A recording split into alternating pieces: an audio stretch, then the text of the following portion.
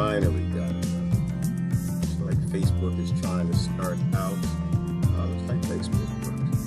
Well, I don't see notifications out. Good morning.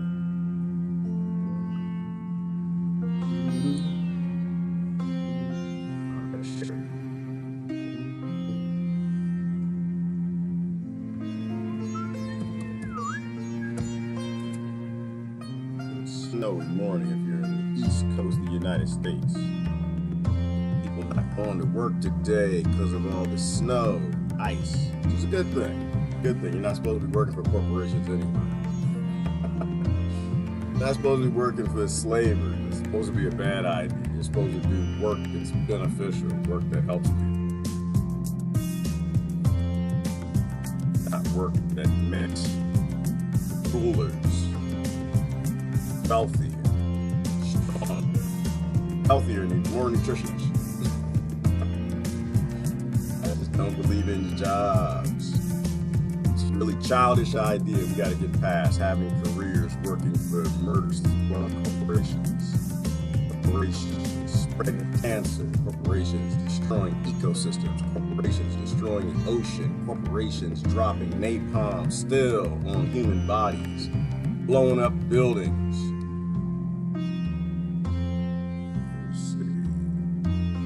Shared out to a couple pages. I always appreciate you good folks sharing. We're talking decline of the empire this morning. Got a little bit of evidence. I'm right. No sound? It's sound, no sound. You can't hear me at all? I don't know what's going on. Reboot. Can y'all hear me? Can you hear me? But there is no sound. That's weird. Should be some sound. Let's try to reboot my mic. I have sound here. Oh, you do have sound. Okay. I mean, you have sound. If Daniel has sound, that means y'all have sound. That means y'all got to do some rebooting. That's some old IT skills coming into play. Try to plug that back in. I have sound too. Leah has sound, y'all. All right, everybody. Now I just plugged back in. No sound with Helen. That's crazy. How does somebody see that? That's how I know. It's not on my end. Not on my end. This is some IT management stuff here, y'all. See how this goes? I did this for a long time. It's actually impossible that some people and some people don't. And it's on my end. Ain't on my end. That's your propaganda agents. That's oh boy, that's why just look at it. Go with it. Go with it. I must be saying something right in between the cracks. Good morning, everybody. Good morning. I let the intro play for a few minutes longer. I got time today, y'all. Ain't no slavery today. Ain't no slavery on the East Coast today. School shut down everywhere. Ice falling out the sky. So, Maha, you have sound now? Well, you know, that's a good thing. But, let me see, that went first that I shared. I shared it, I got that. I see YouTube, YouTube is good. No sound on YouTube. Helen, can you hear me now? Can you hear me now? Damn it, FBI, cut it out, man. I ain't messing with y'all. Y'all going away anyway. We're talking about the fall of Rome today. Rome is falling. Flavor America, Flavor America. Why do I say that? I think the same kings and lords and family and behind all the empires, behind the USSR, behind the Romans, behind the Germans, behind the Britons. Now they're behind the Americans, but the Americans think they're gonna keep it. It's funny to me. It's funny. Oh yeah, everybody in the empire, you like, what are the odds you're born in empire and you get to keep the empire? You don't get to keep the empire. You don't get to keep none of the booty. None of the booty. Everybody just let the booty go. Bye bye booty. Bye booty. None of the spoils of wars will be staying in America. They will all be going to the families that always rule the empires and the kingdoms. Call it whatever you want. People call it the Masons, they call it the aliens, they call it the Zionists, they call it the Illuminati, if you're hottie, whatever y'all call it. I don't really care about what it's called. All I know is all empires fall, and now we just got to pick and choose which barbarians we want to rule America. But then again, the barbarians might carve America up. They might like kind of take Texas and California and Nevada, and some, you know, Mexican barbarians might take that. And China might want like Mississippi and over up till it's a little too cold, like Vermont. You know, they might carve that piece out. Russia, they're used to the cold. They might take like Vermont and up of that, parts of Canada. Canada, you're gonna fall too, because y'all sellouts. I'm sorry, y'all was done. Y'all went along with us on murdering the whole world, and the whole world hates us. All the empires fall, and when they do, they get carved up by the barbarians. I'm seeing indicators of that now. And I know I trigger people when I say that. They're like, no, but America, we're strong. We have military. You can't take us. Corporations run everything, and they always have. The thing about corporations, they never said the pledge. They never said your pledge. They never were indoctrinated. Like schools, and this is the sickness of schools. Like schools, to me, they're just propaganda centers. That's all they are. They're propaganda centers. They're there to convince you that it's going to be okay in the empire. They're there to convince you that the world doesn't hate you. So I'm gonna look at the fall of Rome. But I saw a report this morning. It made things clarified in my mind, right? Because like one thing I've suspected for a minute here, that these big corporations, these Raytheons, Lockheed Martins, and whoever's above them, the industries that run all of that, the industries that bought entire political parties in America and the whole damn Pentagon, force everybody to do everything they want for foreign policy, the John Boltons and all the other early sellouts that tend to percolate, slither around Washington. They have no loyalties to America at all. They don't give a damn about your flag. They'll piss on it. They'll burn it. They'll do anything. They could care less. The flag is for you. The nationalism is for you. Like, that's for you to convince you that things are going to be okay for your children. And there's not a planet of 6 billion people that hate you because you're making slaves of them. The empire is falling. So I want to look at a few things. Let me share what I saw. I saw this morning. I said, wow. It's just the indicators. I think I posted it a minute ago. You know, Starbucks is closing up. Starbucks is closing up shop. I know, it hurts your feelings, doesn't it? Everybody, hey, we go get our Starbucks. Starbucks been closing businesses. The big box stores been closing businesses. The shoe companies been closing businesses in the United States. They've been closing up. That's why I look at, usually at the beginning of the year, they got that store closing report. I didn't see it this year, but I look at it each year and I cheer it. I get excited. Like, yay, closing 5,000 stores. Yay, the whole business here is closing up. Yay. You know, and I get excited because those are indicators. Big money has no loyalty to orders. They don't give a damn about your country. And when they stop making money, they leave. Let me show you this right here. Let me show you this. Starbucks getting the hell out of Dodge. But Raytheon's gonna stay. Raytheon, y'all keep the killer robots. Raytheon's gonna let y'all keep the killer robots. They're not gonna do the same thing Starbucks likes to be known as the third place. That's what they call themselves, right? You know, a place to unwind between work and home, third place. But the coffee giant's recent stances on policy is dramatically changing this vibe. And there are even more changes in the making, we're told. RT correspondent Natasha Sweet has more from Los Angeles. Starbucks, the world's largest coffee chain, is set to close 150 underperforming U.S. locations this year, 3 times its historical average. One of the first on the cutting board was a San Diego Starbucks. This particular Starbucks was part of a plan to help transform an area of North Park 13 years ago. The coffee shop was one of the first businesses committing to the renovation of the North Park Theater. Customers asking why the store was closing have been told by employees that it's a result of more homeless hanging around, turning off customers, which has drastically impacted sales. Robert Green, who was part of the planning committee that approved the development of the project, says he hates to see this business go. But Green says he's noticed the lines have essentially disappeared.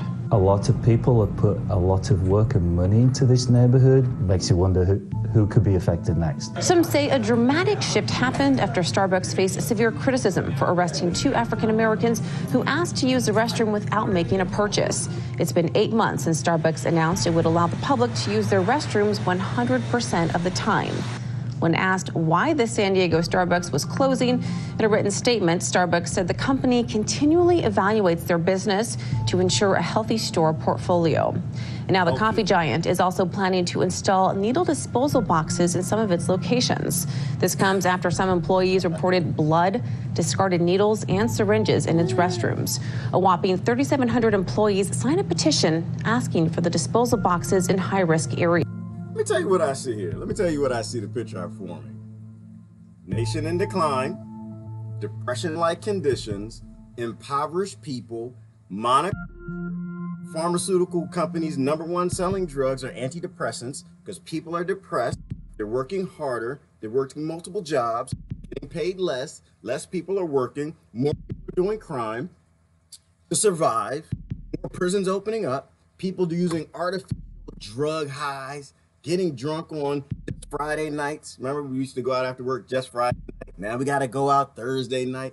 Anything to feel good about this monoculture society. And Starbucks feels that, oh, we can go to a declining neighborhood and kind of help things out, lift the spirits, bring some money down to the hood. Having no idea when an empire is in decline, you're not going to bring shiny days with a cup of coffee. All you're going to bring are the homeless, starving Americans in to get the coffee and use the bathroom.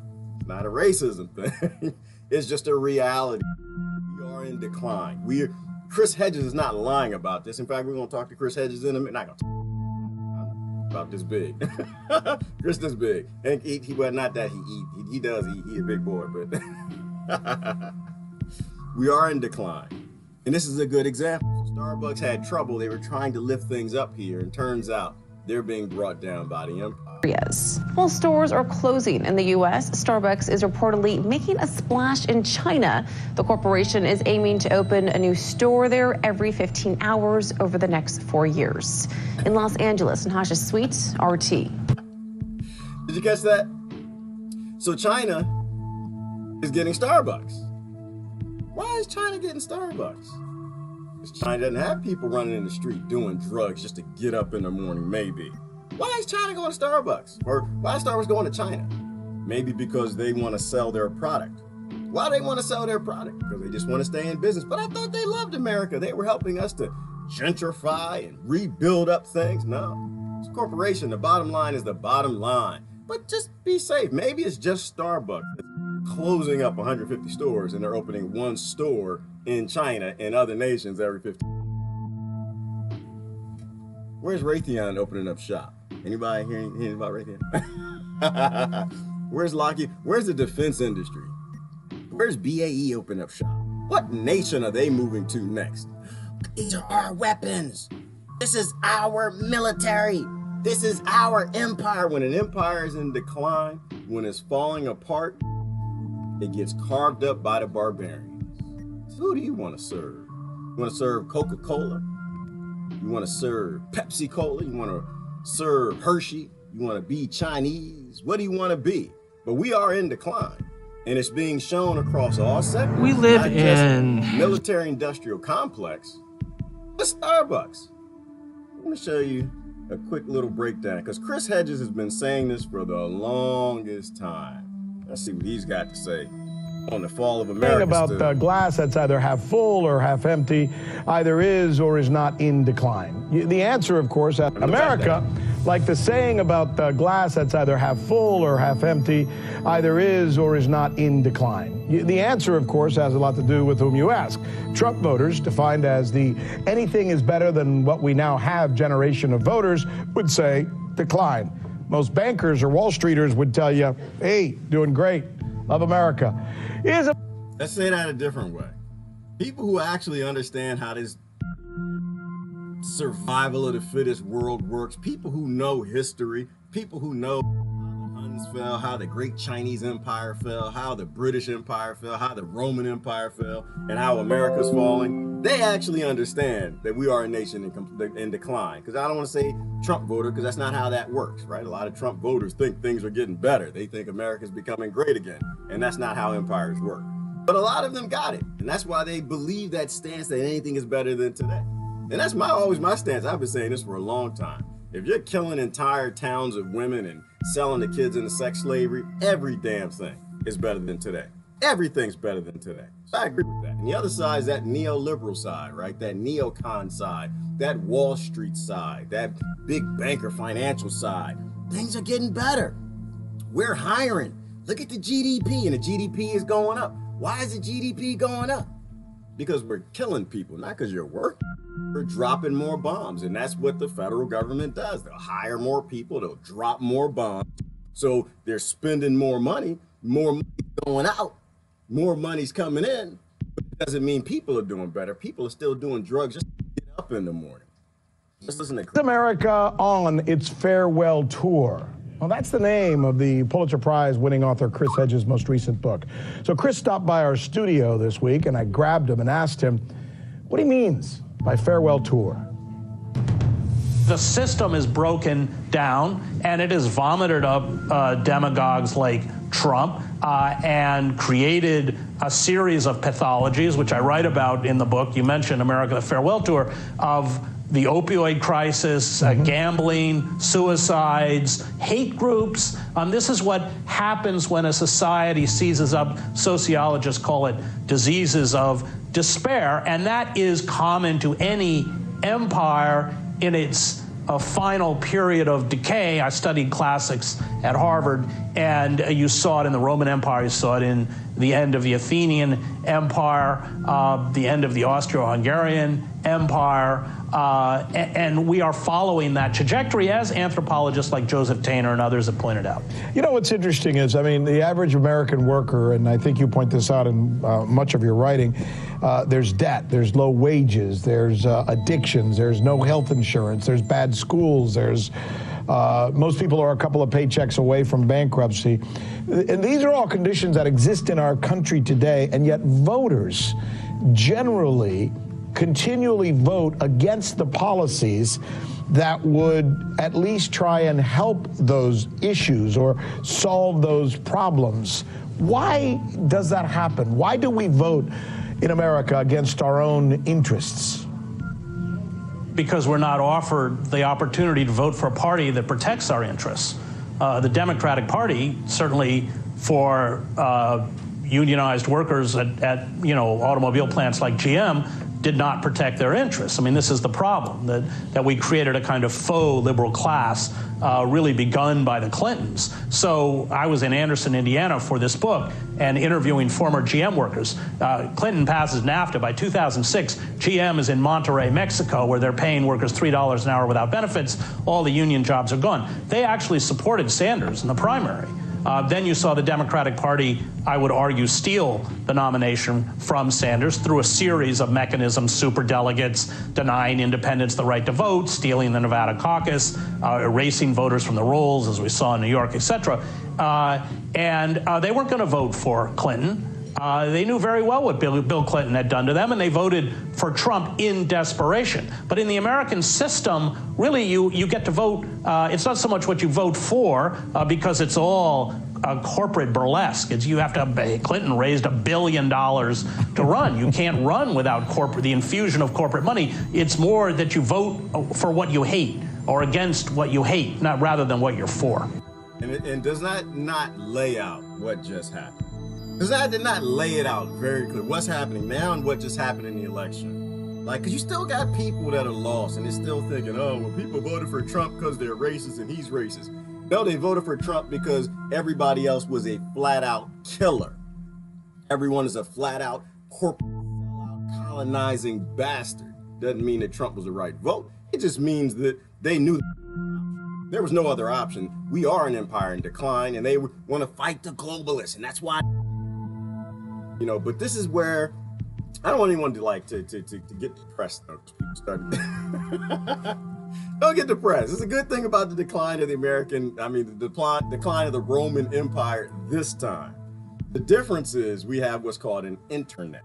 We have what's called the earth is getting smaller. We have the ability to see all of the fallen empires of the past, and that power is just redistributed amongst the barbarians.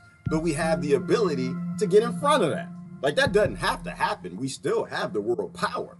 we still can change the model of the world away from rule by force and violence and death, fear of death and terrorism, and shift the planet to a different model. That's why it's a very hopeful time. It's an awesome time to be alive. I mean, it's very destitute, very destitute. People have to drink and do drugs and anything they can to find some happiness.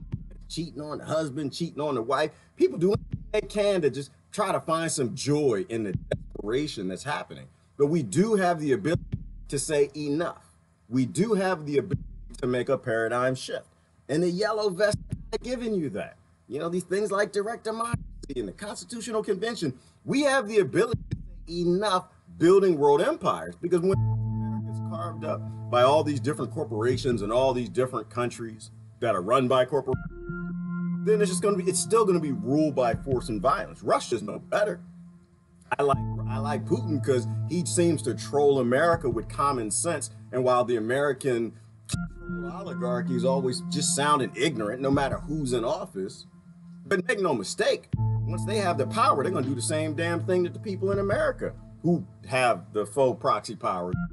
Anything to keep the whatever runs the world going. Those 12 families, the coffers, the king, Masons, whatever you believe in, whoever those dark people are, to keep them in power, they topple nations, they topple the empires. They do it all over and over and over and over and over again. So that's just knowing of history knows what's going to happen in the near future.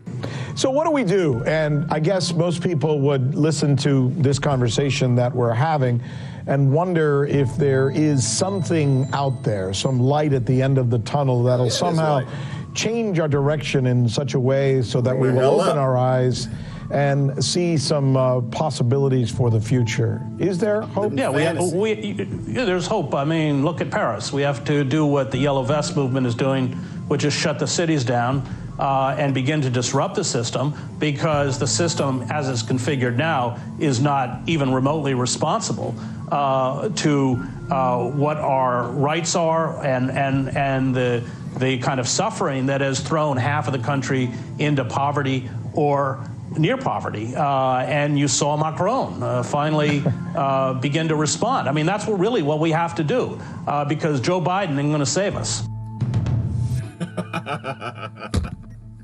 Joe Biden ain't gonna save us. Now, was that like targeted at Joe, or was he trying to like make a point there? Was it just Joe? Is this Joe Biden is not gonna save us, or is it Bernie not gonna be able to save us? Trump can't save us. Obama can't save us. Clinton can't save us. Oprah can't save us. Only we can save us. Marianne can't save us. Olivia Newton, what's her name? Olivia Ocasio, she can't save us. None of them can save us. Only we can save us.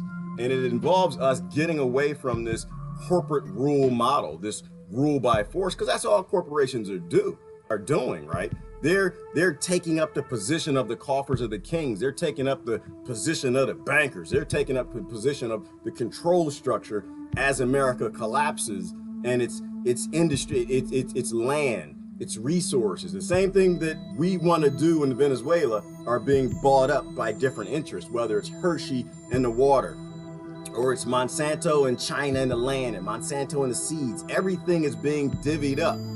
But they keep this this illusion going that it's not. And that's when Rome finally fell.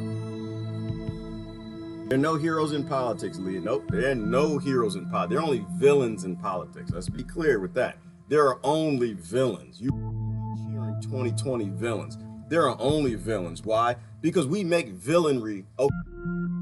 We're okay with villains. We're okay with villainry because in the decline of an empire like Christian, vote against what they hate. They don't vote for what they love. They vote against what they hate. And what do they hate? What the television tells them to. But this is where we are. We are at the decline of the Roman Empire. Flavor America. And we got options. We can change the model of the world, or we can go ahead and let it collapse and let our kids be enslaved. Let's look at a little brief thing about the fall of the Roman Empire. Hold on. It's important to know history. Or do you always repeat considerations? They were protecting their own interests or protecting their allies. Rome's expansionism was driven by defensive considerations. They were protecting their own interests or protecting their allies, even if reality meant that they were attacking other people. Protecting their own interests, protecting their own allies, protecting their own oil, protecting their own coltan, protecting, even if it made no damn sense, even if they didn't have the money to, even if they were just murdering 100,000 children in Yemen, even if they were doing things against the values of everything, even if they were eviscerating their constitution, even if they were breaking apart the Bill of Rights, even if they were causing opioid crisis, even if they couldn't even take care of the soldiers as they come home, against all odds, they have to continue to march forward with the military was central to Roman society. It undergirded everything that they did. The military was central to American society. It undergirded everything they did. They had a military-industrial complex that JFK and Eisenhower told them about. A Pentagon that kept spending money, making bigger and better and smarter murderous machines to deploy in other nations and kill other people. They had to deploy 5G all throughout Rome to control the population. They had to write. The police didn't even know what all the damn laws were. They became a police state. They had to arrest and dominate people that were forced to survive to do crime, that they had to make a prison industrial complex to control the people. Rome conquered what we called at the time the known world, and Rome power grew. America had to conquer the known world. They have over 600 bases around the world. 78 countries they have bases and open military presence in. Based on fear. Fear. When Rome conquered its enemy, it didn't just leave them to their own devices. It moved in. It set up systems. There were points of inclusion, there are points of suppression, and ultimately there's a system that really worked for Rome to remain in power. Rome wants a number of things from the territories it conquers. It wants wealth, it wants glory, and it wants human capital. It wants slaves. It wants wealth, it wants glory, it wants human capital. It wants slaves. Why do y'all think I get out here every day and I talk about how we're all slaves? You think I'm crazy? I might be a little bit, but how can you be sane in a crazy world? How can you seem sane when everything on the news is insane, when all your family and friends are totally insane and embracing slavery and murder and kill and death and destruction? But this is what an empire has to do. That's why I talk colonization all the time, because that's what this is. We colonize each other's bodies. Corporations colonize your body. Damn church is trying to colonize your body. And the nations are trying to colonize each other. Colonization never stopped. It's just debt slavery now. I keep saying John Perkins. It's a book. Look it up. It's called the Confessions of an Economic Hitman. We never stop colonizing. Why? Because we want human capital. We want slaves. That's why I did yesterday's video. Pissed a bunch of people off. Talk about Robert E. Lee, right? Because we are more slavers than he's ever been. We believe in slavery a lot more than he ever would. But we knock down his statues. Why? Because it's faux and it's a gesture. It makes us feel good about our society, while the majority of our middle class, working for the Starbucks, which are companies that still derive benefit from slave labor, and we all do in society. This is why I keep saying that you want to really think about taking a vow to sustainability. And that was what yesterday's video was about. Taking a vow to not support the empire, to buy less of the slave goods, to buy in less of the slave party's rhetoric in the 2020s and the lies and the propaganda that keep the human capital of enslaving a world. The barbarians, they're not fueled by fluff.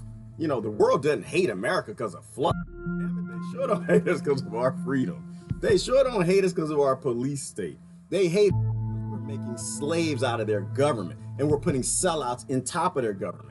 Once again, Venezuela, Colombia, most of Latin America, much of Africa, and that's not an American story. That's a whole empire story, right? The Dutch tried to do it. The Britons did do it. The Spanish tried to do it. Italy tried to do it. Everybody's constantly colonizing to make slaves to hold their people up higher, and they convince their people that they're actually pretty good people, and they're not good people. America is not the good guys. All right, we're not going to save you. We're not coming to save you. If you live in Venezuela and you're cheering Guaido, or if you got family in Venezuela and you're cheering Guaido, you are dumb as a bag of bricks. I love you to death, but you have no idea how this works. We are going to enslave Venezuela, and that's if the empire holds up that long.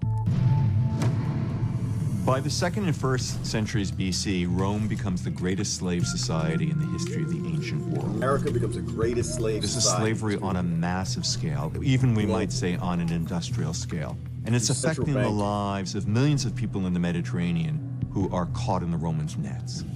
Caught in the Americans' nets. They ruled the Mediterranean with their galleys at that point. And so if you came into conflict with Rome, you could count on destruction. If you came into conflict with America, if you had too much oil under your land, you were living on top of it. If you were 100,000 children and you met up with the end of your life. A nation that says, "In God we trust." All right, let me look at some comments. I'm going a little far, but we are in decline. We are collapsing. And we need to stop pretending that we're not. You need to stop with your 2020. You need to stop with your politics. We are dying on the vine. And we might have to deal with a couple thousand years, a couple hundred years of rule by force as the next empire rises. I kind of think it's probably going to be China or Russia. I don't know. But they seem to be positioning them as the good guys and we're the evil ones. You know, a lot of corporations are selling arms to them. Our corporations, the coffee manufacturers, the seed companies, Nestle, water, when the big corporations are going over there, the pharmaceutical industry, the chemical, and they're moving over in that direction. And our children then will be the slaves to the next Roman Empire, which will not be us. That's what I'm saying. You might want to think about that flag thing. Just might want to. I don't want to show this whole thing. Show a little bit more. In the 2nd century AD, Rome had reached its zenith, its greatest territorial extent. It was kind of like when a roller coaster gets to the very top of a rise and is about to go down the other side. You get this glorious moment of feeling like you're on top of everything, and you're almost unaware that terror is about to start. This happened, I think, to the Romans in the 2nd century. They were sitting on top of the world and weren't aware that in the 3rd century, everything was going to come apart. They were unaware. The Americans were sitting on top of the world. They thought they were.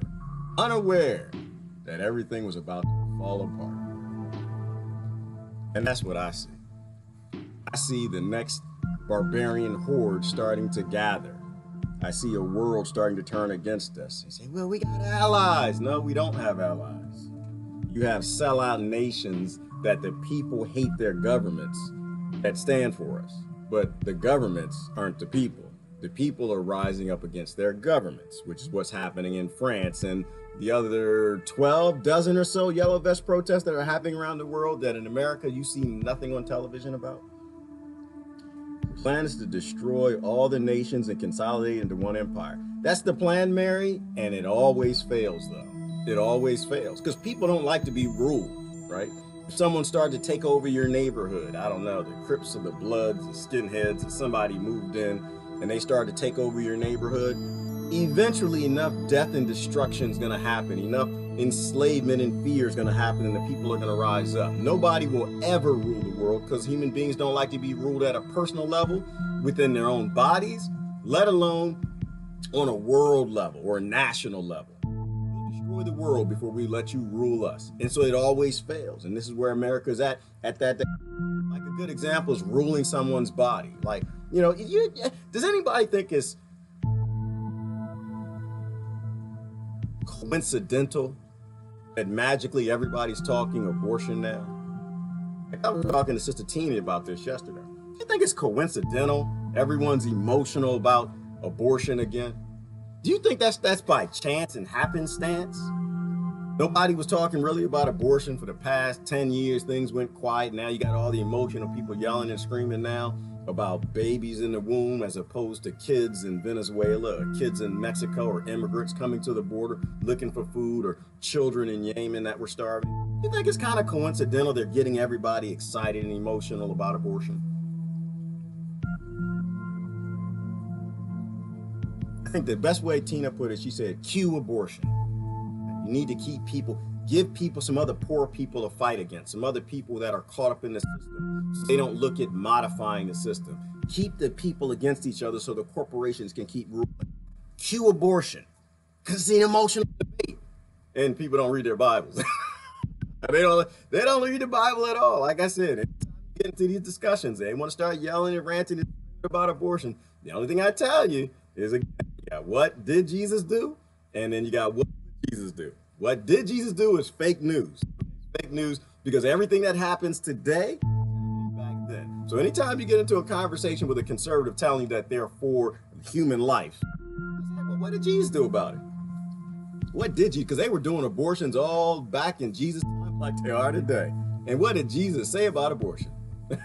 Not a damn thing. Not a damn thing. Did Jesus go to Caesar and say, Caesar, we need some legislation. We got to put people in prison if they start abortions. Jesus didn't do that. So obviously, if you're fighting an abortion fight to force another sovereign person to do something with their body, you are in complete opposition to what your Christ did. You don't have to like it. No, your pastor won't say it. Why? Because your pastor wants tithes just like the government wants you to pay taxes, keeping you divided up against poor people. That's why it's important to actually read the religion, the scriptures of the religions you believe, and not just listen to the person behind the pulpit. They're getting paid too. And I'm not saying all of them are bad. I'm just saying division and dividing people up always keeps money coming in. People go to church more when they're yelling and screaming about abortion. They'll get together in events. They'll make some signs. They'll go stand together. They'll get tribalized. And they'll completely turn against everything that Christ taught. Cue abortion. Cue war. Cue immigration. Cue jobs. Cue racism. Cue division. Cue nationalism. Cue anything that you can do, that you can cue to get people to turn against each other and not recognize that their nation is being looted by these corporations, that the barbarians are rising up around the world to topple the empire, that the corporations are taking their tanks and their weapons and their drones and their technology, and they're quietly selling it to the Chinese, they're quietly selling it to Russia, they're quietly selling to everybody else. Why? Because they own your government. People say, well, there's a law that says Raytheon can't sell military weapons to Russia. I find that hilarious. I'm like, the stuff people believe. The stuff, y'all so special. I love y'all. I do. All right, money doesn't make the world go round, y'all. Money does not make the world go round. U.S. law makes the world go round, y'all. That's what makes money. Big corporations that bought the military-industrial complex that bought the entire Democrat and Republican Party, including the Congress, the Senate, and the Supreme Court, are actually going to listen to the laws that they wrote, that they can't sell their military secrets to other nations. Like I said, you keep wanting to protect the flag and serve up your babies to the next generation. Green New Deal is the roll-off of the New World Order. Mary, I don't believe in the Green New Deal at all. In fact, man, I didn't read it. I just listened to a few talk bits about it, and I kind of stopped, like I said, and I just realized that, wait a minute. The people who work for the corporations are going to write a deal that's going to take the corporations out of power. How does that make any damn sense? Some things are just common sense. Some things are just should just be logical. You know what I mean, Mary? Like some of these things, it should just pop in your head.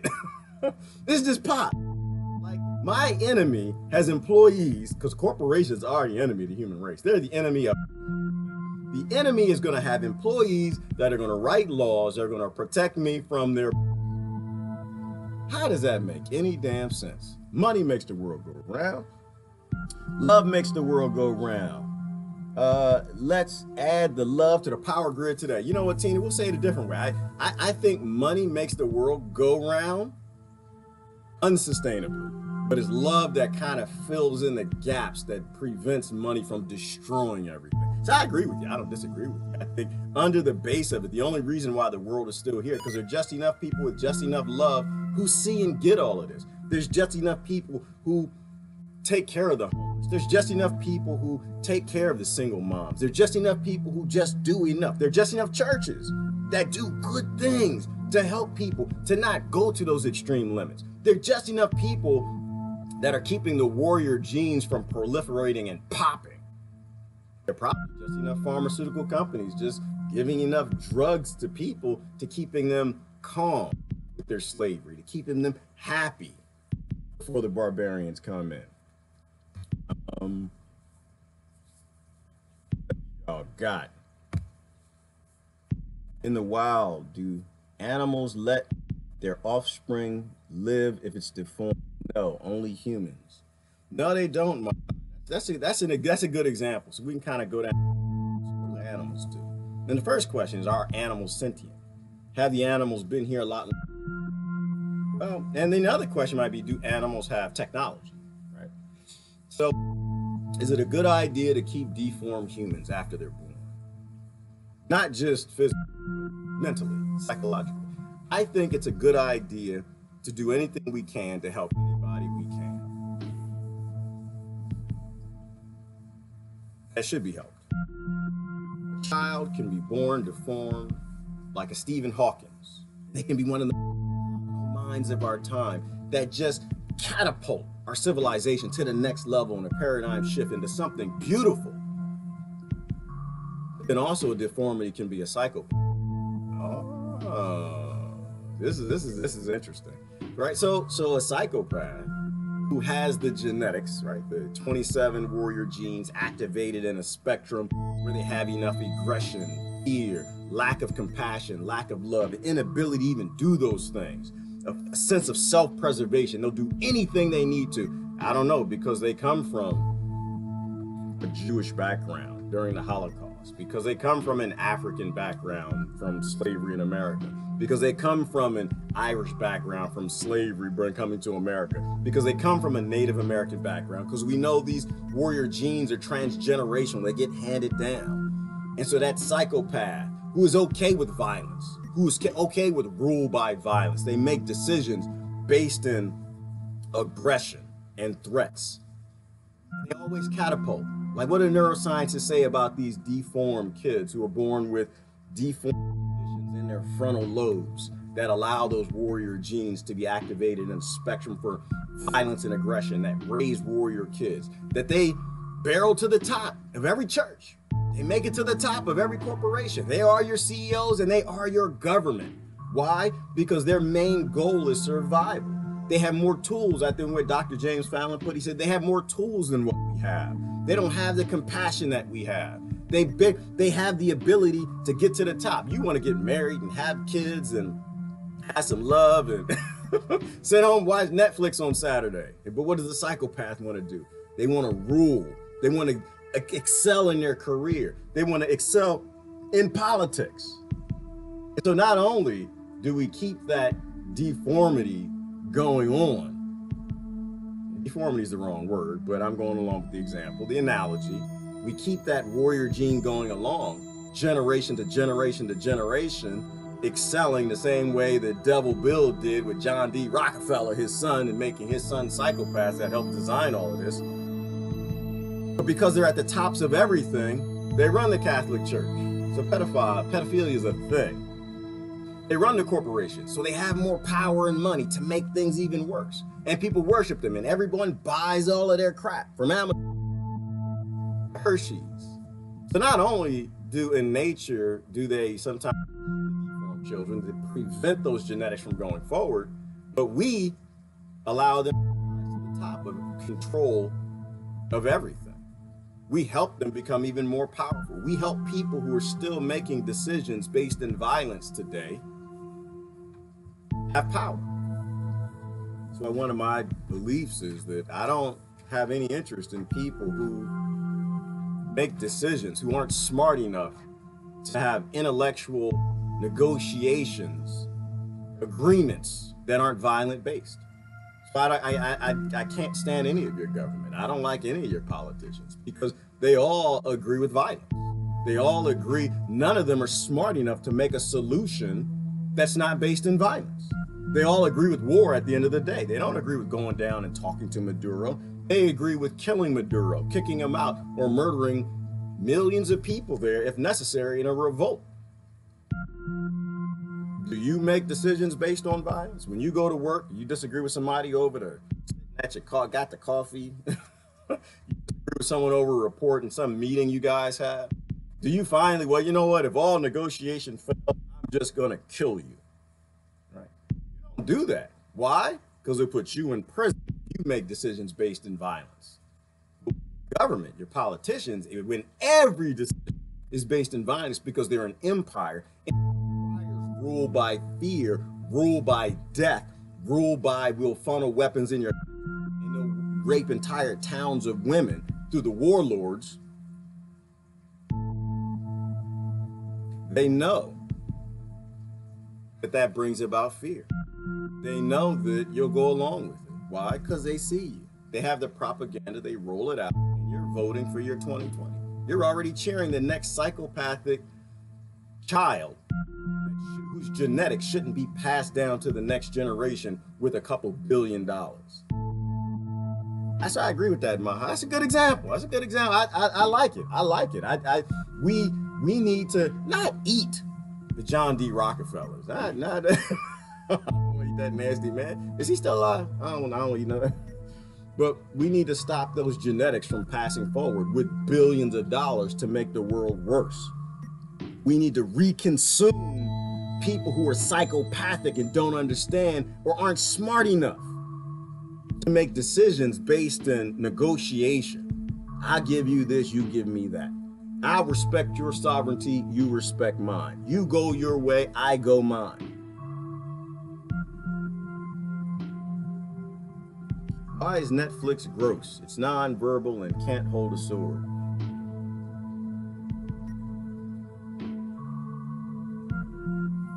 I'm not sure I understand that one, Tina. Why is Netflix gross? It's non-verbal and can't hold a sword. You help me out with that one. I'm not sure the answer to that one.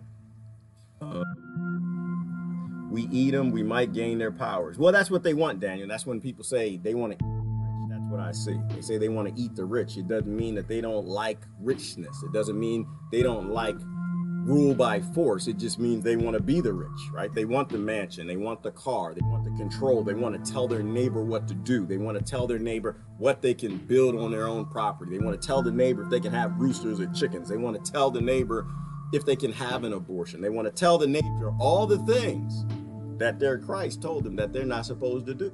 That the Buddha said that you're not supposed to be able to dominate, or you shouldn't be wanting to dominate somebody else's life.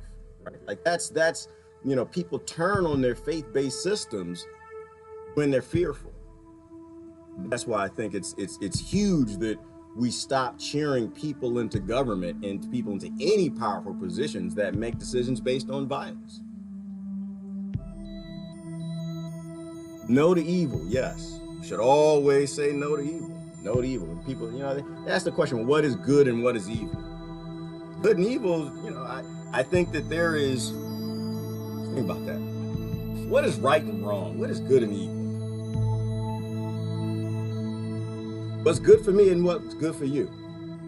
What's evil to me perhaps may not be what's evil to you. But within my own body, I know what's good and what's evil. And so as long as I'm peaceful, no one should be determining what to put in my body, whether that's a vaccine, a drug, what I put in it, whether it's cannabis or a holistic medicine, a kava. Evil to me, I guess, is a violation. Wrong is a violation. Wrong is when you violate free will. God gave everybody free will. Natural law gives everybody free will. So I think evil and wrong is when you do something to violate what all these gods and natural law gave us. The ability to determine your own destiny without a corporation buying your government, telling you what to do.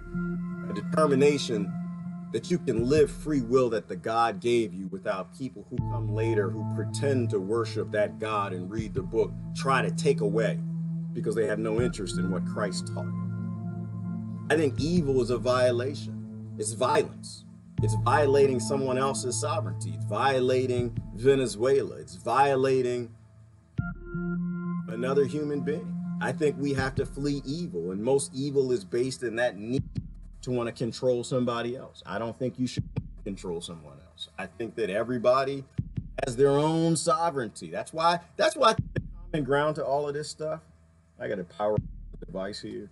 But I think that's our common ground across the world. We can't come together on religion, can't come together on race, can't come together on these other things, can't come together on laws, and to me, laws shouldn't exist. People can come together on sovereignty. They can come together on free will. They can't come together on doing good.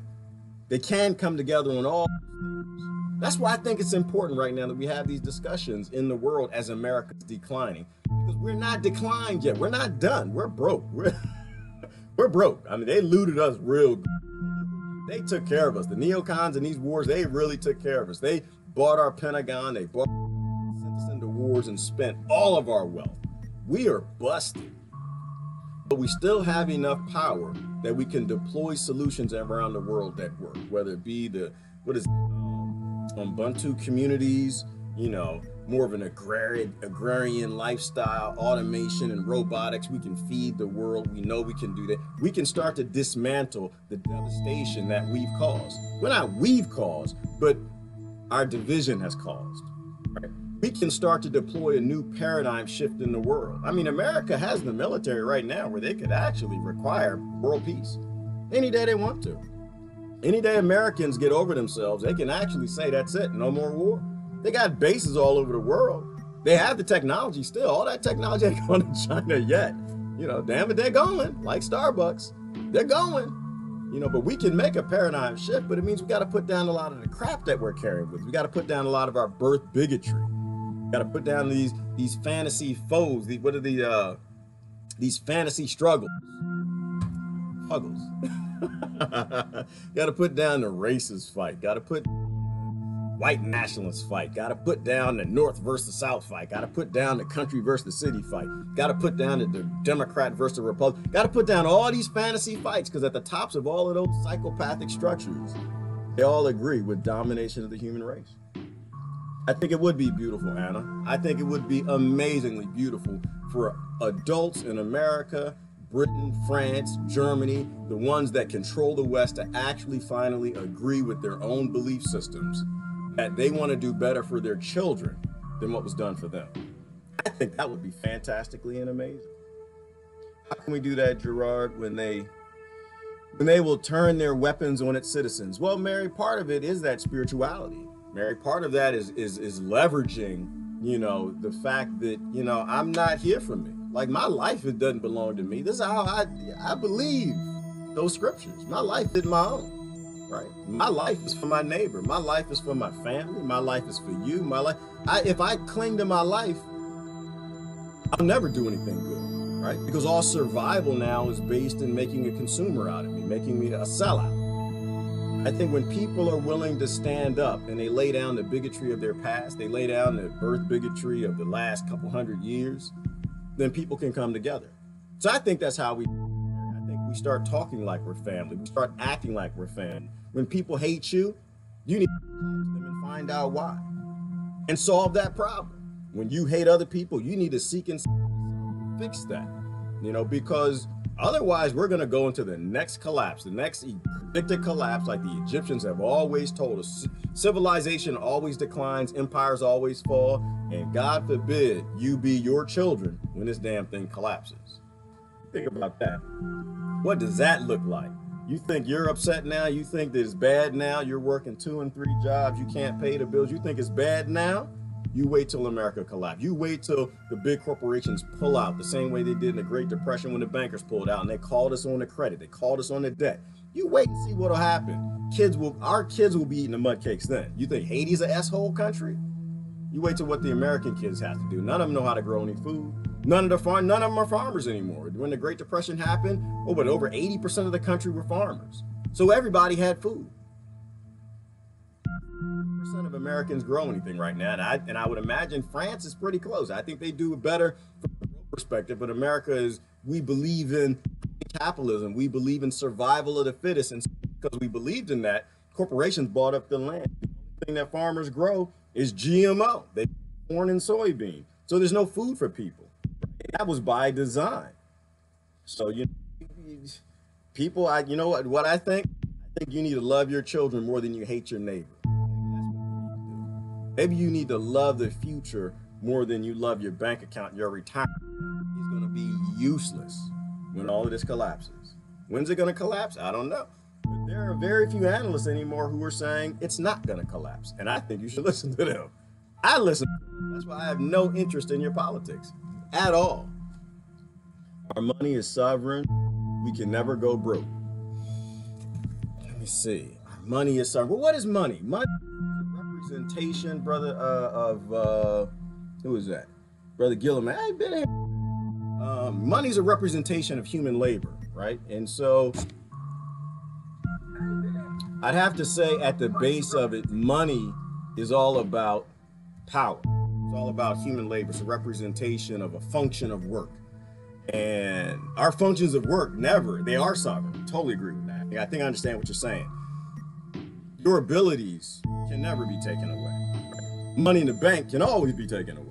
You know, the gold can always be taken away. In fact, that's why they made bank accounts and they made the whole financial system. It's so thousandaires could become millionaires and millionaires could become billionaires. There was a problem when money was created that you could only put so much rice in a still, right? You could only save so much, but the next invading empire would come, and if you couldn't defend it, if you didn't have a big enough servants protecting your property, the next invading force or king would take everything you had. So they made money and they made bank accounts so you can put them in treasure chests and you can get away with a lot more and you can run from your land and keep your wealth. But then that wasn't enough. So they created the bank account. So now we had endless abilities to store money into a bank account. The dangerous thing about money is going away. Human labor will be left, but money's going away. And the reason why money's going away is because robots don't care about money. Robots don't have to eat food. Robots, they don't spend money and they don't ask for salaries. And that's my background. I talk about it a lot.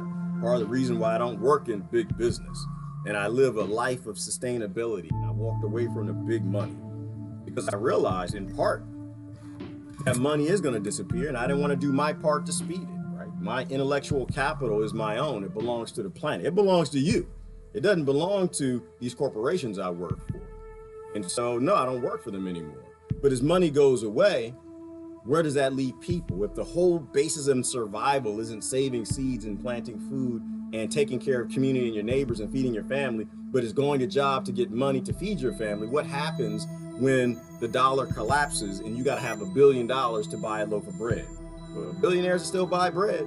You know, I think they'll still use money in the last days of money at their level. They'll be hundreds of trillions of dollars in buying these robots to do this and this robot to do that. But the level we're at now with learning robots, you got robots that can build robots. You got robots that can repair robots. You got robots that can mine the minerals for more robots. And so you're completely walking out of a society where money even has a reason to exist. Let me go to YouTube, see what y'all are saying over there. There are no coinky dinks. No, Kia, there are no coinky dinks. Good morning, brother Kevin.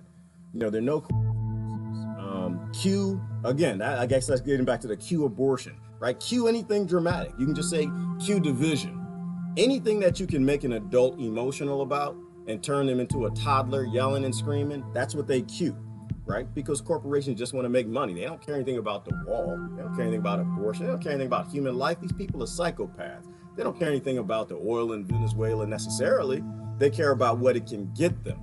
So they don't care about the things they tell you they believe in. They just care about what they can get from dominating your intellect, from colonizing your efforts to get you to go fight other poor people in your country.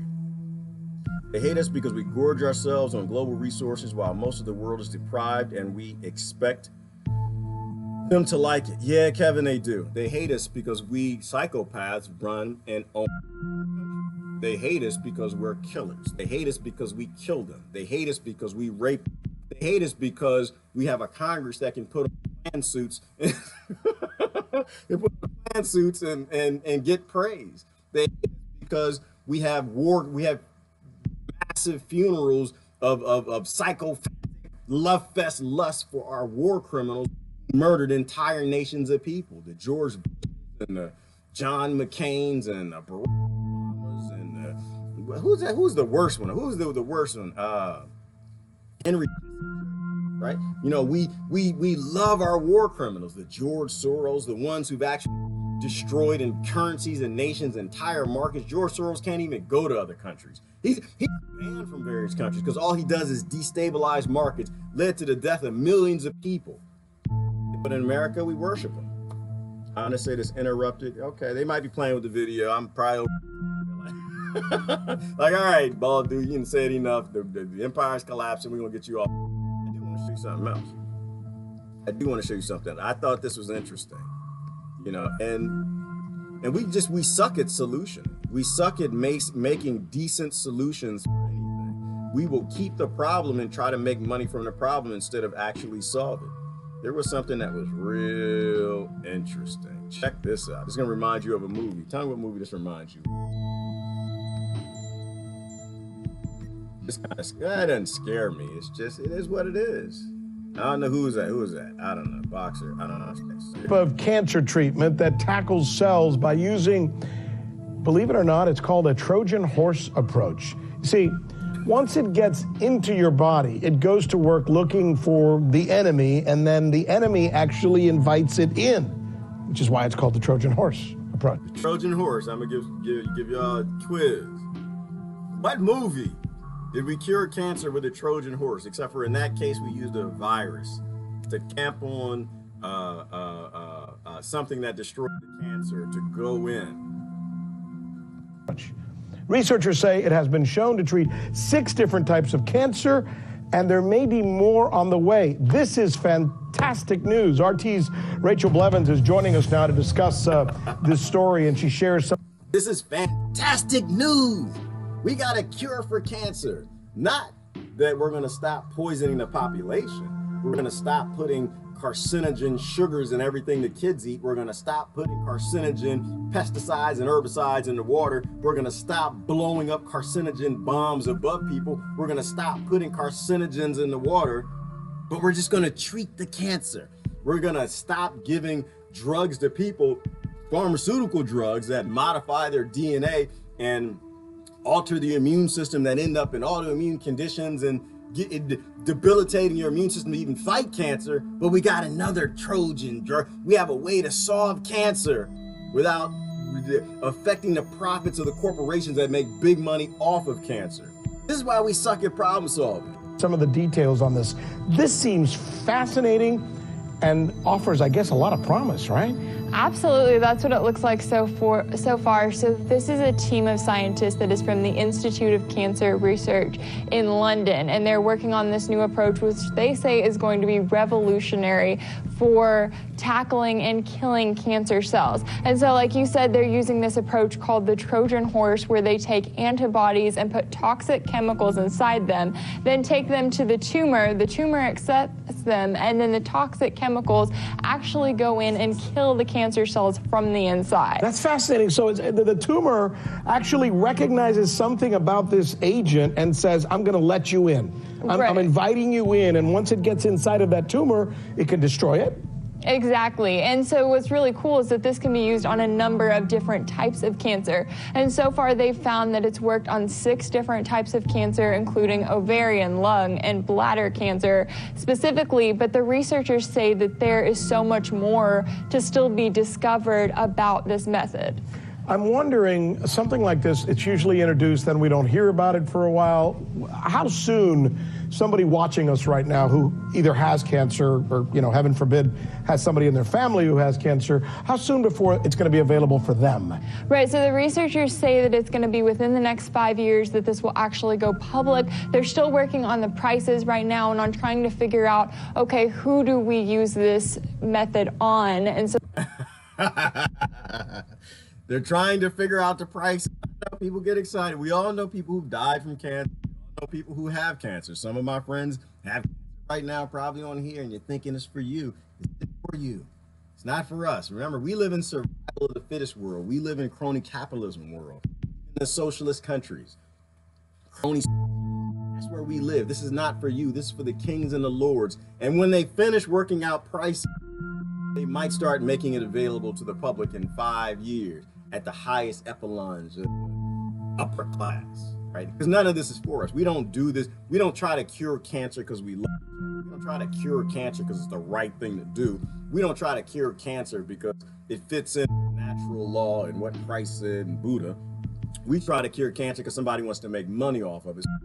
Determine how much money will the market bear where they can maximize and make it billions of dollars possible, because we haven't changed the model of the world yet, right? Because greed and money make it go round. Violence and fear give the power. Legend. I Am Legend. That was the name of the movie.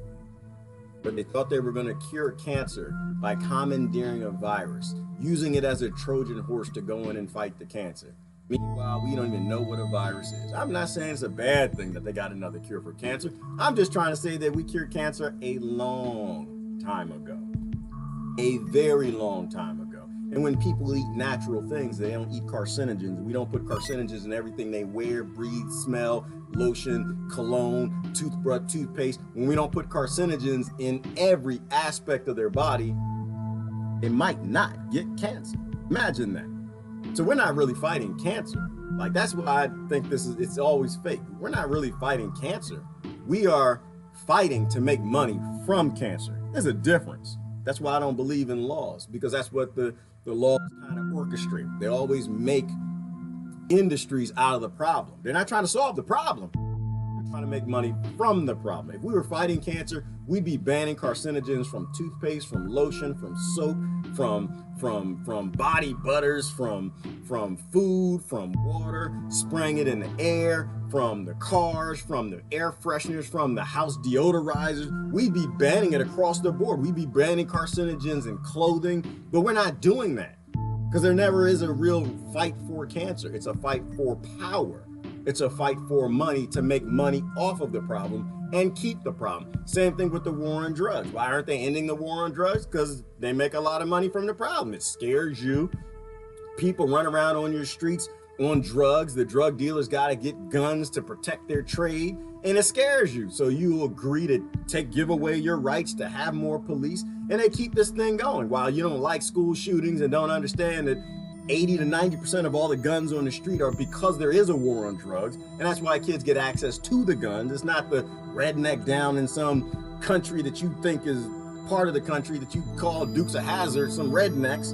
It's because you got a war on drugs, but they won't end the war on drugs because all your politicians make big money off of the fight. All the black politicians, they make careers off of Black Lives Not Mattering. That's why Black Lives don't matter, right? They'll hashtag it all day long. They'll sell you out, and they make big money on Black lives. They don't care. It's not like the black politicians don't like white lives. They don't like yellow lives. They don't care nothing about your color, your race, or your religion. All they care about is making money. That's it. Making money, because that's the model of the world we want to keep until money goes away. Too many believe in fake news. Yes, Brother Jack, because fake news is, it's what is it? It's convenient, right? Fake news makes me feel good about myself. Fake news tells me what I want to hear. Fake news tells me I'm a victim. Fake news tells me and makes me feel good about being a victim. It agrees with all the fantasy matrix constructs that I have based on my birth and the bigotry from it. Fake news tells me exactly what I want to hear. And so I join in with it, and I like it, and I share it, and I subscribe to it. It's the position of an adult, I think, to hear the things they don't want to hear. I think it's the position of the child to hear the things that they do want to hear, to make them feel okay. The adult is okay with hearing the ugly. Children don't. Childish adults, they want to hear what they want to hear. They want to be okay with their life. They want to know that their job making $150,000 a year as a banker on Wall Street and murdering people around the planet. It's not based in women getting raped. It's not based in kids sold into sex slavery. They want to hear what they want to hear. They want to hear that their country is about democracy and freedom. The banks are helping people to get food and have access to survival. They want to hear what they want to hear. That's why fake news is so prolific. It makes us feel good about our fake selves. That's why, to me, everything is about self. I'm still reading Siddhartha, right? I want to know what the ancients knew. You know, I read Dead Sea Scrolls and the Bible, and I'll read that, and I'll read the Quran. I'll read anything. I'll read what the ancient Egyptians wrote, because you need a knowledge of self, right? This whole spiritual science thing. If you don't know who you are, you don't know what you are, pride in what you really are. You only have pride in what a nation gave you and what they told you where you were born, because a stork dropped you in a family you call white or black or Irish or African or Ugandan or British. You have no idea who you are. Study yourself. You should be focused on yourself. You should be meditating, trying to find out who you really are.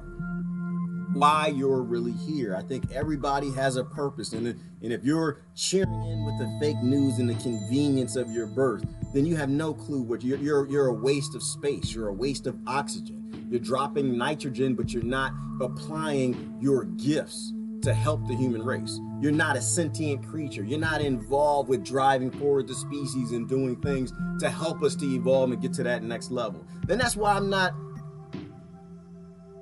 depressed with the decline of the Roman Empire flavor America, because we have a chance to fix it. We have a chance to actually engage the world and change, to do a paradigm shift, a new model to make sure that every human child born on the planet has what it needs to live, that it has what a cockroach has, it has what the bunny rabbits has, it has what a deer and a bear has, it has what the dodo bird had, it has what the fish had. They have a place to swim around and the right to eat food and not be killed. They have the right to survive. And we can do that before we lose power. But once the American Empire loses power, once the British Empire loses power, once the Dutch, once we've lost that power, it's too late. We got a whole world that hates us, and we got a couple hundred years, if not a couple thousand years, of dealing with their tyranny and their enslavement of us. Assuming we all don't go extinct before then.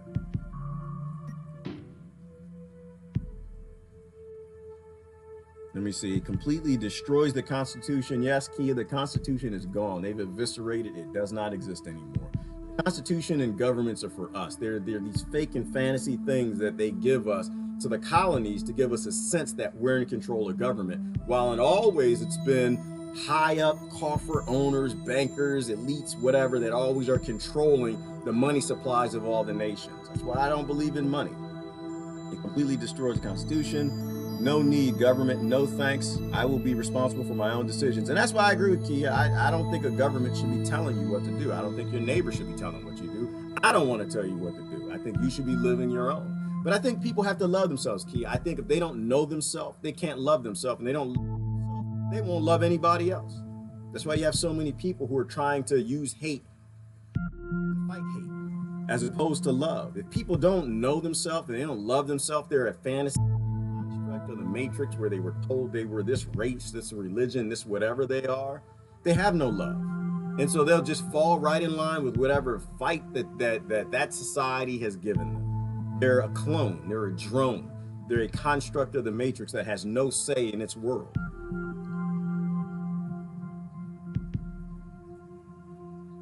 Poison, control, telephone number is on toothpaste for a reason. To protect the industry, to prop up the BS, to allow the no fault. Like, you think about it, that's a good point, Miss T. Like, that's crazy. How the hell do you have a warning label on something you're selling to a human being? How is that sentient? How is it that you have side effects from medications being sold when we know that they're all, the reason side effects even exist is because the compounds they're making in laboratories aren't the actual compounds in nature. They look at a compound in nature, they try to make a compound that's kind of sort of like it so they can patent it and make money selling it. And we know that the kind of sort of compounds your body isn't familiar with, and they cause side effects. Bloody anus, bleeding nipples, watery eyes, whole aches and colds and death and cancer. Like, how is that even logical to require a corporation make a compound that causes problems in the human body? Like, all our systems are just psychopathic in their setup. They're just not even logical, right? How does that make sense that you're face to a child that has poison control on the side of it? How does it make sense when you know the natural cleaners that they sell that don't murder and kill people when they get in their eyes and don't cause cancer? How is it that we're not selling what's this stuff? Orange, vitamin C, that actually the acids in the orange actually kill more bacteria on the surface of your countertops than the chemicals do. But we still sell the chemicals. To me, this is like an indication of a lack of sentience. We're not actually sentient enough to say, no, that hurts, we're not going to sell that. I think the doctors had it right when the first stance was no harm, right? If what you has does harm, then no, you can't sell it. We'll wait for somebody to come along that has a product that does no harm. Fall of Rome. Did the Nazis fall, Sita? I don't think they did. See, I don't think Rome fell. I don't think the Nazis fell. I don't think America technically is going to fall. I think the people who always control all the empires never fall. They never fall. They always stay in power. They just pick up their things like Starbucks and move to the next country. The power of the family, like the real control of things, not the phony and fake allegiance to the pledges and nationalism and all the stuff that just doesn't exist, the nations and borders, all the fantasy world, the Matrix. That collapses. People's fantasies collapse. Their fantasies that nations exist collapse. Yeah, the fantasy monetary systems collapse, but the power, the control that's never collapse. The power and the control, the coffers behind the Huns and the Romans and the British, they never collapse. They just shift to the next dummies that are dumb enough to believe in nationalism. The next fools that believe in the Matrix enough that will eat the steak long enough so they can rob as much as they can from their country, let it collapse, and move on to the next country. So no, I don't think the empires technically ever collapsed, because the real power, the real empire, which is not the people and not the nation, it always continues to. That money, that wealth, that power is just transferred to another location. Papaya is good for the gut. Yes, it is, Anna, because papaya has that papain enzyme. It's fantastic for the gut and many other things. I think it also bromelain, something like that. I'm a little bit of a health geek. Anything natural is great. Natural enzymes, absolutely. Their plan is to destroy sovereign nations. Yes, it is, Mary, but they use and abuse the nation first. Like they'll use and abuse the nation like they did America to colonize the world, to make slaves all over the world while Americans were slaves themselves. And once they're done making slaves all over the world and all the slaves all over the world hate America and America collapse, they move away, collapses America, the American slaves feel that they're worse, and they move on to somewhere else. You know, that's just how it goes. All right, y'all are off in health talks. I'm gonna wrap this up. Where else were we at? Always eat peels of the fruit and vegetables where the good stuff is. Yes, it is, Daniel. Yes, it is. But those are the natural things. We've always been eating the good things. We've been eating the natural things. Medicine is in the food. The medicine is not in the laboratory. Doesn't mean that the pharmaceutical industry can't make it. They can if they wanted to. If the incentive was to heal you, the pharmaceutical companies would be healing you. If the incentive was to cure you, the pharmaceutical companies would be curing you. If the incentive was to get drugs off the street, the war on drugs would be getting drugs off the street. If the incentive was to cure cancer, they'd be curing it. But that's not the incentive. The incentive is money, power, control, and enslavement. And that's why these things never get solved. If the incentive of the Violence Against Women's Act was to stop violence against women, not to funnel money into the legal industry and judges, then you would see violence against women dropping. But you don't see that because they're all the same. The incentive is to make money. The incentive is to get people to fall in line with you. The incentive is to get votes and power, because that's what most people want. They want to. Okra is not an excellent source of nutrients. Tina, stop that fake news. You okra thug. No, okra is. I know okra's healthy. Just don't keep it to yourself. That's all I'm saying. Let's not even go down there. Let me see. Not that simple. Everybody has some sort of food sensitivities. Thank you, Yvonne. Absolutely. If one kind of fruit is right for you, it's right for another person. Exactly. And so, Yvonne, you know what? I like the evolutionary thought on that, right? Like, because where a lot of your genetics come from, where microbiology come from, they come from a certain region and area. And if people were reading in there a little too long, all the bacteria in your body, your human cells evolved to thrive off of the compounds from the plants from that area, right? They thrive on it the best. It doesn't mean that they can't derive some benefit from okra. It just means they've been spending more time eating bananas. They spent more time eating fruits and vegetables and other herbs, right? There are a lot of holistic doctors that believe in the whole genetic medicine, right? Like your genes have evolved in a certain place to eat certain compounds and to solve problems in the human body based on the compounds you were eating in that area. And so when you eat those foods, your body performs optimally. So if most of your ancestors came from Ireland, then you really should be eating a lot of the food from Ireland. If you've never been to Ireland in your life, you should go there and drink the water, because more than likely, a lot of the flora and fauna in your body, the microbiology that get handed down from mother to son to child over and over and over, came from that region. It's looking for the compounds from the plants that grow there prolifically. Why? Because as a marsupial, as a person, whatever you were from that area, you were mostly eating that. And so your genetics over time, it learns how to take in what that multicellular organism mammal is eating and solve problems like cancer. That's why I say there's no superfood. There's no such thing as a superfood. If you eat something that's called food, it's just a food that we ate for millions of years and your body knows what to do with it and how to solve problems with it. Your body is a problem-solving engine. All the microbiology and bacteria in you, they're problem-solving engines. They take what's available and they fix it. They're MacGyvers. That's a good way to look at it. They're MacGyvers. And what does MacGyver do? It takes what it has most. What do cows eat most? Grass. And they figure out how to solve problems in a cow based on the compounds that are in the grass. And over millions of years, they learn how to break it down, shift it, add this to it, twist that. And so there is no, so that's what I'm saying. Holistic medicine is like, it's not like magical.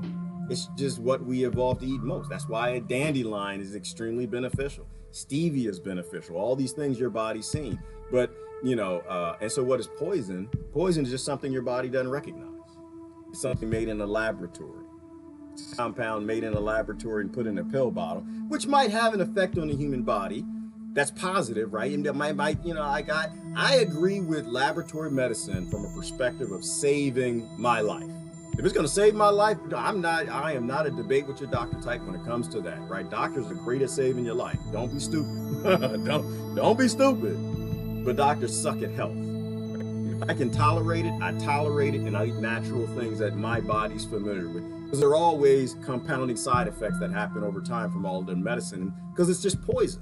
Your body doesn't recognize the compounds and it's doing things, and it's trying to solve problems. It's trying to figure out how to break it down and ends up creating cancer. Right? We all have cancerous cells, but when you introduce an unstable element to a stable environment, you're always going to have.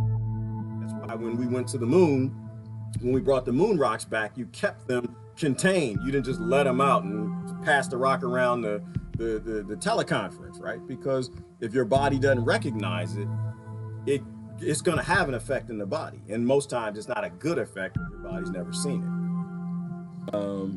Foods without pesticides. Maryland, if we gave a damn about people, we wouldn't sell any foods with pesticides, period.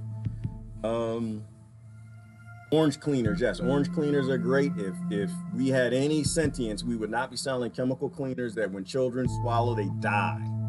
We would only allow orange cleaners to be sold. Many seem to forget that the environment, toxins, pesticides absorb into our delicate tissues of our fruit and veggies. Yes, they do. And the plant sucks it all up, just like the human body does, and it tries to figure out how to solve problems based on what's in that soil. And if it's pesticide, and it might make a side effect compound that causes other problems. That's why nature, you can help nature go along with nature and help guide nature, but dominating nature with chemicals is the stupidest, unsentient, moronic thing ever going. That's why I have a lot of issue with a lot of farmers now, because they're not farmers. They're not growing natural, they're growing chemicals. But this is all a side effect of Rome. It's all a side effect of this love of power, this love of money, this love of domination, and being with your citizens being poisoned and being weak and needing the state for pharmaceuticals and money just to live, right? That's why we're falling. You have to at some point evolve past having more than another creature. At some point you have to evolve past that. I'm getting there. Honestly, I don't really care what anybody else has. I don't care what car they drive. I don't care what house they live in. I'm at a place where as long as I got the things that I need and I'm secure, I'm good to go. I'll let everybody else have it. Right? Sure, can I go out and get a job making $200,000 a year, being an IT manager for some corporation, helping them with automated systems? Hell yeah, I could. I could go back to that. I don't want that. There's nothing in that for me. I had that. Don't want that. Could care less. Nothing in that makes me happy. Nothing. And I think people aren't evolving to that point. And I think that, beyond that, there are people I know beyond that. I have friends who live out in the woods. I'm not ready for that. I have friends who completely off grid. They've completely given up on the empire. They've given up on greed and lustful natures of all of the crap they steal from other children. The way my mind works is that what is the point in me making $200,000 a year?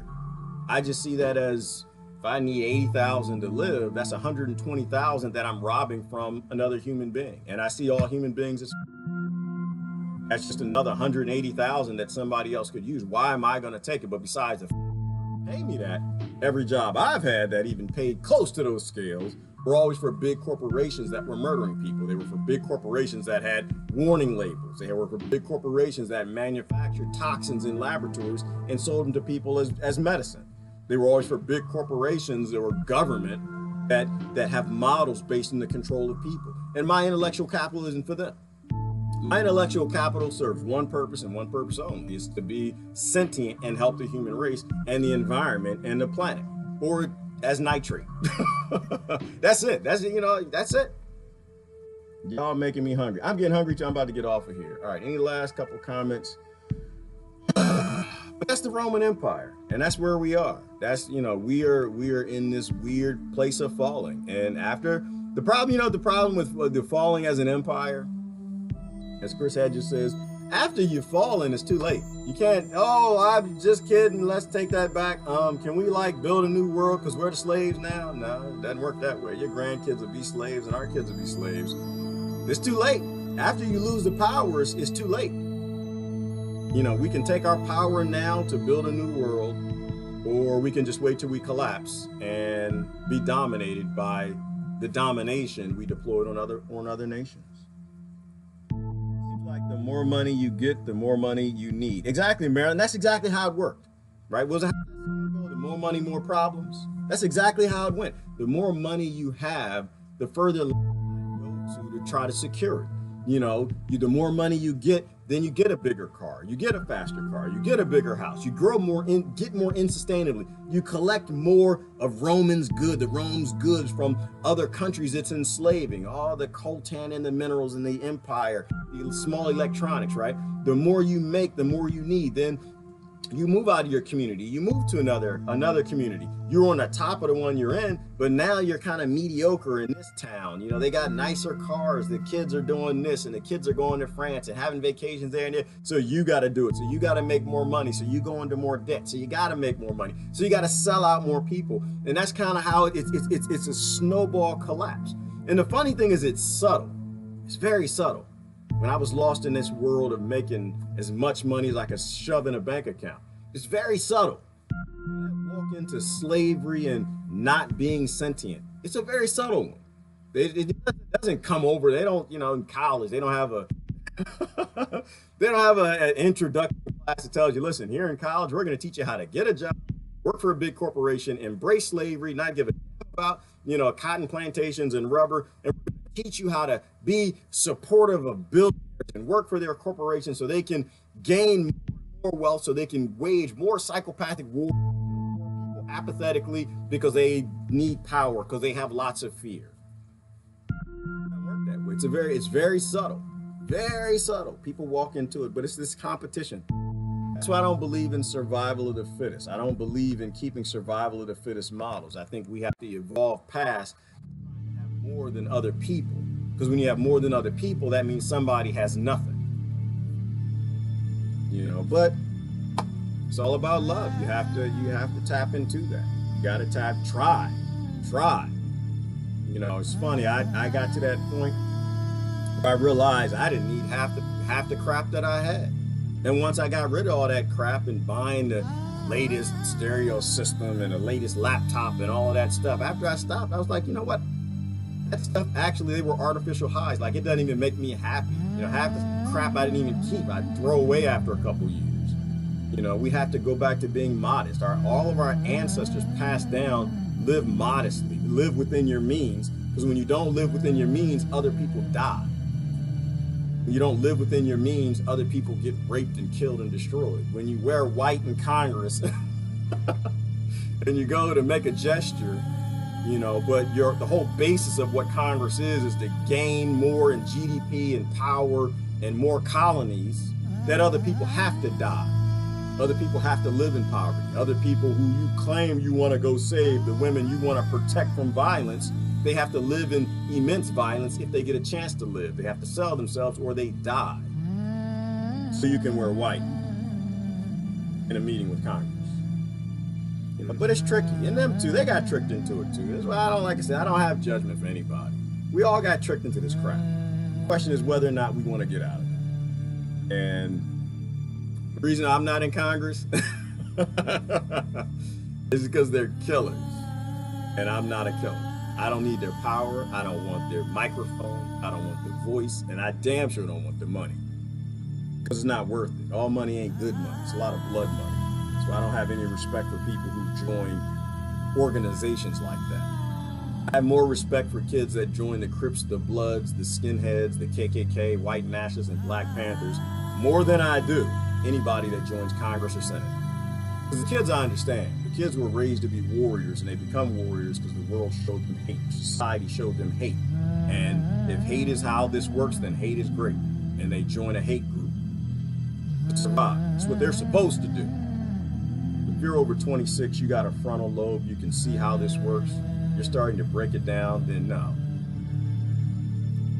To me, the federal government has to go away. It doesn't need a patch. It doesn't need more duct tape. It doesn't need a new deal. It needs to literally go away and be redesigned. It needs to be rebooted, valuing human life at any degree. The whole federal government needs to be rebooted to give half a damn about women. It needs to be rebooted to give half a damn about human life. It needs to be rebooted to have a minimum stance of what Christ taught and all the religions taught about a respect for children, a respect for human life, protecting them as opposed to murdering them because they live close to a resource one of our allies want.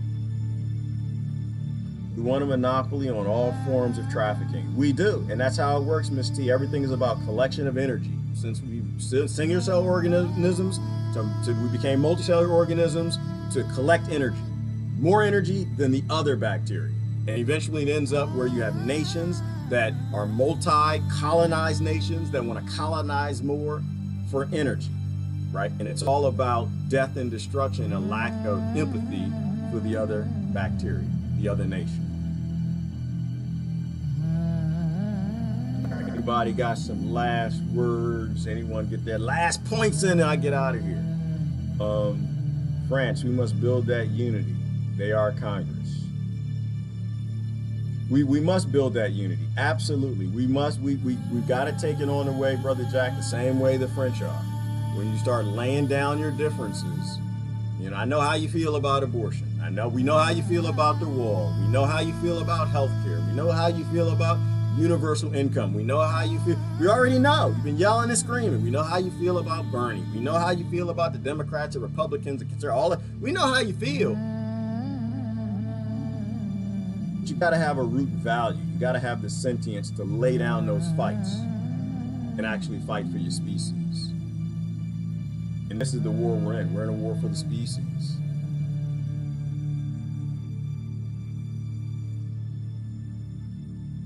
Let me see. I missed it. It's like y'all were having a conversation, the end of it. I think that's because the U.S. allows GMOs and other wheats to poison them. Europe has said no to GMO craft foods. For one, makes a GMO and a non-GMO version of many other foods. Yeah, well, you know what, Deborah? Because the American government's okay with its people poisoning itself, right? And they're okay with poisoning the people. But much of Europe, right, banned GMOs because they don't want to have anything to do with the poison that is required to be in the plants because it's a GMO, let alone the fact that it's altered DNA and the human body's never had the GMO.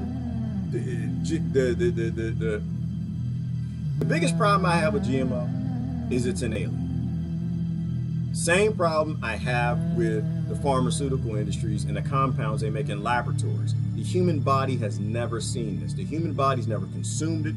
It shouldn't be in the human body. I have no interest in corporations making money.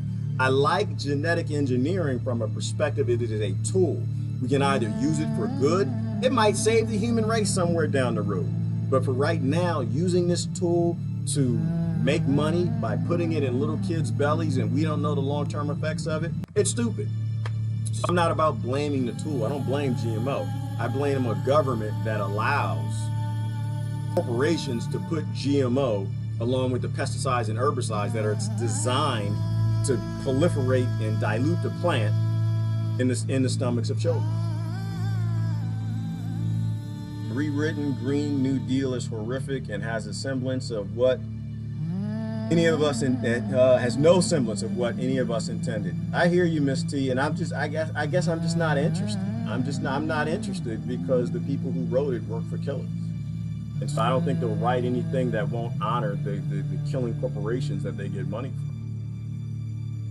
Let's see if I missed any comments higher up from any new people or any people who haven't said anything. Please visit the Utah Poor People's Campaign for info of the pending end of the Utah state government. That sounds awesome, Robert. I don't know anything about it. That sounds awesome. It sounds amazing. We do need to reboot governments. If we can reboot them at the state level or the federal level, reboot it, make it a tool for people, not a warden enslaving people for corporations. Tina says she has a friend that lives in a bunker. Tina, I got a lot of friends that have bunkers. I have a lot of friends, like they're people who they read history. You know, they know that we're coming up to a collapse. Overcome the trigger by saturation. Tina, let me see. I have to peel my skin off now. Okay, Daniel, don't do that. You need your skin. Oh, you mean your fruits and vegetables? You know, I froze most of my fruits and vegetables. I leave the skin on. The only one I take skin off of is avocado. Avocado is the only one I take skin off. Let's see. Your last word is moist. All right, let's see. Feeling nothing but feelings. Yes. You know, you don't want to act on feelings. Toddlers act on feelings. Don't act on feelings. You act on information. Act on logic. Act on sentient behavior. Don't act on feelings. Your feelings will almost always betray you in action. Feelings aren't there to invoke actions. Feelings are there to invoke thought, and then critical thought and action. Too many people go directly from their feelings to action, and that's why you get all the triggers that people have. It's because they know how to abuse people with their triggers. Yes, Lori, chemtrails is another one. Reboot the government. No government should be spraying anything out of planes. If people say, oh, you believe that? Outside of geoengineering.org, Dane Wiggum, and the whistleblowers who came forward and said that we are. Outside of all of that, there shouldn't be any government or any corporation that drops anything on a person anywhere. Right? Why? Because we're sovereign creatures. Nobody has the right to violate your body or drop poison on your land. Like, you just put the law in. Outside, don't argue if it's happening. I don't care if it's happening. Because if it's happening, it's too late. We're already poisoned. But if we actually had a government that were there for us, it wouldn't be permissible because it's a violation of another sovereign creature. It's a violation of entire ecosystem. Hundreds of billions of different types of animals or animals that live in the area that drop, that are under whatever this, was it coal ash or aluminum or whatever the hell they're dropping in the upper atmospheric injections. They shouldn't be doing it because they don't even know what they're doing. Outside of anything else, they have no idea what they're doing. We haven't had a global conversation amongst all scientists from all fields of study, from entomology to botany, how all of this affects everything. They just in a dark room decided they were going to start doing upper atmospheric injections without the populace. To me, that's a violation. No violations. Grapefruit seed oil soak draws out toxins. Take a tiny bit in water and soak. All right, the pesticides get into the flesh. Buy local organic. Always buy local organic, Maryland, and get to know your farmer. Jim Lee, Climate Viewer, has all the info on weather warfare. Thank you, Kia. Daniel's going to the pillow. Was Daniel's tired and trying to sleep? They're coming down to the end of it. My concern, Gerard, is that the majority of the U.S. population can't afford to not buy GMO poisoned food. The poor are being poisoned and they don't even have the awareness. So sad. And there's the issue of USDA organic label being bogus, according to Susan Jewell. Well, it is kind of, Susan Jewell's not joking. They've watered down what organic is, number one. And in terms of your concern for the U.S. population, Deborah, the only thing you can do is talk to people. Right? Like, it's the only thing you can do. All you can do is tell people and help people. right? You know, grow food, give it away. If you got land, you know, you're not using the land, let other people grow on the land. I'm always meeting with different groups. I don't just sit here and do this. I'm always meeting with different groups and talking about the automation and growth of food. And I had a good discussion the other day. But utilize your skill in trying to help people. So one of the things I do, Deborah, is I'm not utilizing my automation skills and my software engineering to help corporations make money. I don't use them at all, actually. I mean, I'll play around with it. I work on automated growth systems, and I'll play around with stuff for me and stuff that I want to give away. But we can look out for the people who don't have our privilege, and that's what I do. I try to take my privilege and I try to help people who didn't have it. And I think that's all you can kind of do, and talk to people. You know, it's not about not buying organic. It's about not buying chemical and buying more organic, even if it's labeled. You know, it's better chance it has less chemicals than non-organic. And then after that, you'll find out it's going to be about growing some of your own food, right? You can live in an apartment and grow pepper plants. You can live in an apartment and grow a lot of herbs and basil. You can get a grow light and grow something. And so there are people who can't afford to do it. But this is why the city model doesn't really work with poverty, right? It becomes more of a prison than anything else to people. But you can grow a lot just in pots. I do a lot of my growing in pots. In fact, I do most of my growing probably now in pots and aquaponic systems. Been spraying lithium, NASA just leaked it, yep. And you got all these whistleblowers, Daniel, that tell us they've been spraying, but people don't like to believe it because it's not convenient. It's not convenient to believe that your political party is criminal. It's not convenient to believe that your political party and your government have no respect for your Constitution or your Bill of Rights. It's not convenient. But again, it's children who need convenience. It's children who want to hear what they want to hear. And it's adults who just want to hear the truth and can make decisions off of that. We need more people to be adults. We need more people to step up. But I get that, you know, there are a lot of folks who aren't doing as well and they can't step out. They're working 3 jobs or they're living in the city and they don't have a choice. That's why it's up to us. It's up to us who actually do see it and do get it to stand up for those people and make sure that we pull them out of that dependence on all the chemicals and drugs that these corporations sell because the environment's being poisoned and they can't get away from it. Lots of fruits and veggies. Yes, absolutely, Miss T. All right, I'm gonna get out of here. Any last word? Test all your supposed organically bought foods. There are ways. Yeah, Daniel, there are ways. The other thing that I've noticed is when you stop eating a lot of pesticides, like I eat a lot of food that I grow myself. I eat a lot of local things that I get from farmers that I trust. And after a while, your body, it loses its tolerance for poison plants. It loses its tolerance for pesticides and herbicides. And after you lose that tolerance for it, you'll start to know almost immediately when you're eating chemicals, right? Like when I go out and I'll go out to eat and I'll eat something, within 5 or 10 minutes, if it's poison, if it's herbicides and pesticides on it, my throat starts to feel tight. I start to feel mucus. My body starts to reject it.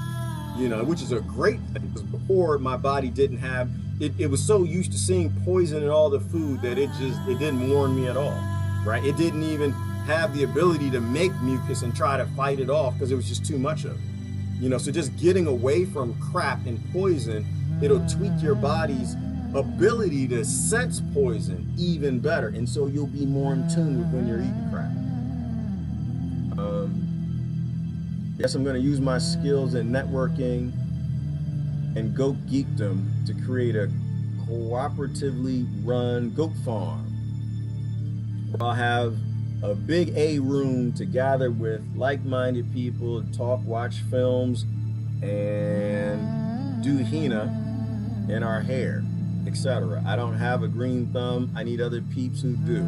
I'll take care of the goats. And that's what's important, Deborah, community. Build a community. Build a community around positive things. Build a community not around hate and fighting other poor people, but build a community around doing decent things. We survive as a community. We die as individuals. Nobody in my neighborhood wants to believe in chemtrails. It makes them angry. I know, Christine, because it does children. Children, they don't like that. Children, they don't like hearing things that they don't want to hear. That's okay. You know, some of us are raised to be children. All you can do is say the truth and just let the chips fall where they may. But don't worry, don't try to bring children along on an adult voyage. Some adults have to be childlike, and others will grow up in time. Anyway, Gerard, got to get going. Y'all have a great day. I'm out of here.